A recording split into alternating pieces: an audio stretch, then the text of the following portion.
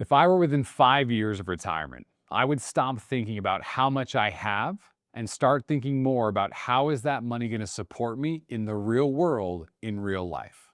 A lot of people spend their working years building up their retirement plans and building up their investments to get to retirement. And their number one focus is how much can I save?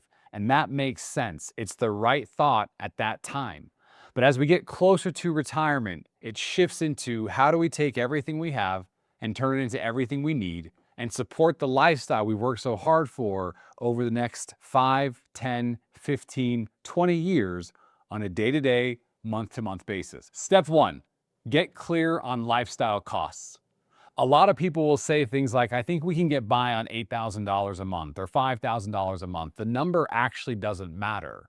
What matters is have they put real data to that number? How much are their property taxes, their food costs, their utilities, the month-to-month expenses that don't go away once we stop working?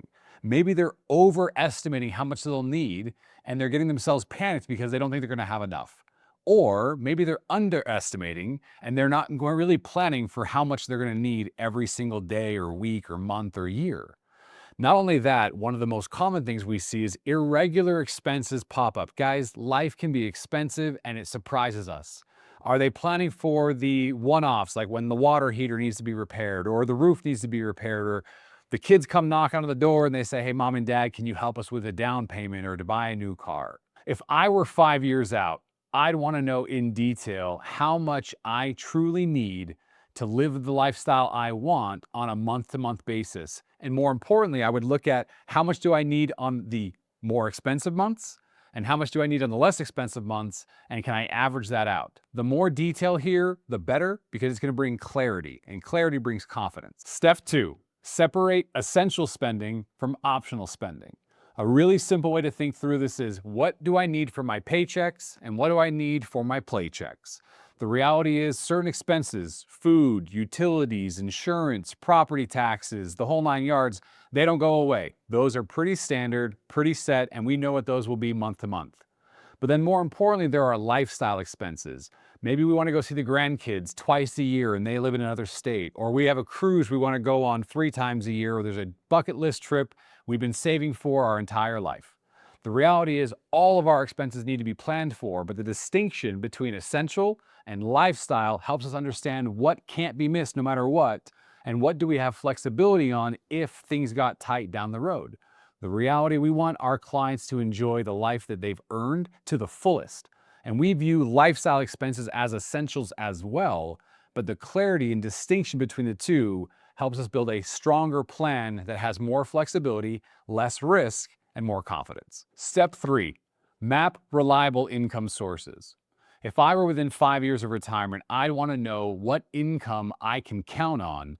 When does it begin? How much does it give me? And is there a gap above that number with what I need for my expenses? Income sources could include things like Social Security, rental income. Maybe you're one of the fortunate ones that still have a pension. Whatever it might be, we want to understand, where do those different pieces come in? How soon can we count on them? Is my spouse going to retire before me? Are we going to retire at the same time? We see a lot where maybe one spouse is 67 and one is 62, and the younger spouse is the one that retires earlier.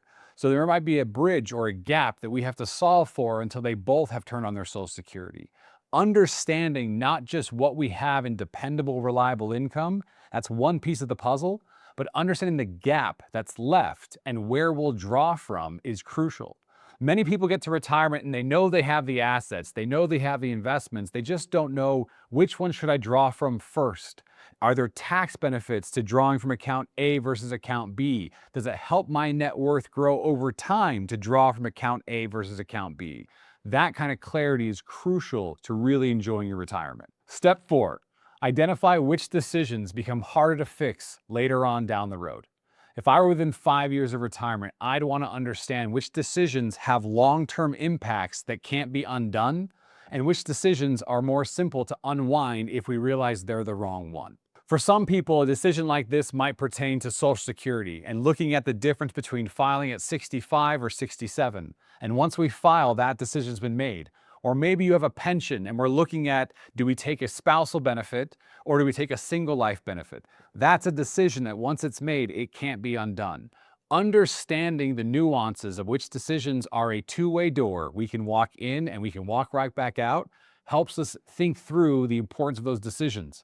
But the biggest ones, the one-way door, once we step through that doorway, that door is closed behind us.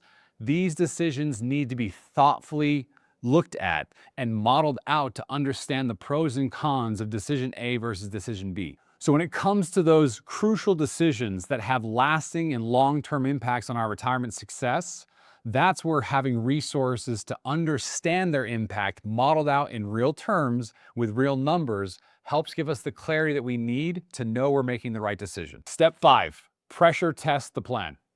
If we're within 5 years of retirement, we have to know that when we finally make that leap, we're gonna be okay. I'm gonna use a simple analogy, but I think it will make sense. We're gonna verify the parachute is strapped to our back before we jump out of the plane. When it comes to retirement, we pressure test things when it matters the least before we get to retirement. We don't want to get there and realize we made a mistake or we didn't think through a tool that we need to have in our tool belt that'll be crucial to our success. And too often, people wait until they enter retirement to think through these crucial conversations. Beyond that, I'm not going to just pressure test my plan 5 years before I retire. The reality is a plan needs to be updated and reviewed and continue to be tested even into retirement. We all know taxes will change, markets will change, healthcare issues will change, family needs will change, trust laws can change.